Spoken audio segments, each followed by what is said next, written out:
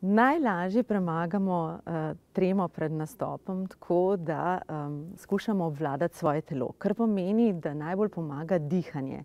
Ena zelo enostavna tehnika, ki izhaja iz joge, je, jaz ji rečem 4-4-8. Vdihujemo na 4, zadržimo dih na 4 in izdihujemo na 8. To izgleda približno tako. Vdih, 2, 3, 4, zadržimo dih, 2, 3, 4 in izdihujemo 2, 3, 4, 5, 6, 7, 8. Zdaj, fino je, če si zraven predstavljajo otroci tudi številke. Ko imajo zaprte oči, če zraven vidijo še številke, to pomeni, da bojo obvladali tudi svoje misli, da jim ne bojo begale sem in tja, ker je to tudi dostikrat velik problem. Potem ena zanimiva tehnika je tudi ta, da dihamo tako kot psički, rečem spet za otroke. Včasih se hecam, da morajo tudi narediti na tak način, da dajo tako jezik ven, zdajle bo to zelo zabavno izgledati, tako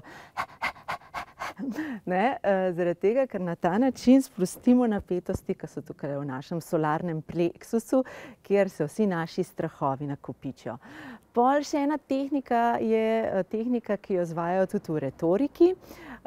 In to je, na primer, tako, da zdajle bom jaz to težko pokazala, ampak postavimo se na prste, stegnemo telo najbolj kot lahko, tudi razširimo svoja usta, tako da je res naše telo čim bolj napeto.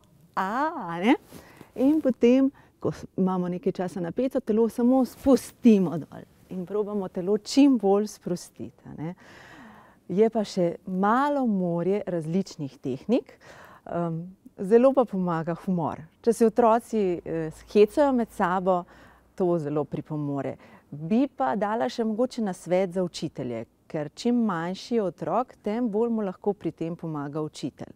Učitelj mu lahko pomaga, da ga po nepotrebnem ne izpostavlja, tako da otroci na začetku nastopajo v skupinah, ne sami.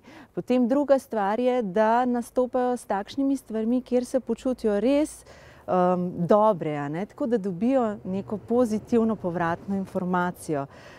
Seveda so pa odvisni tudi odzivi pri učiteljih.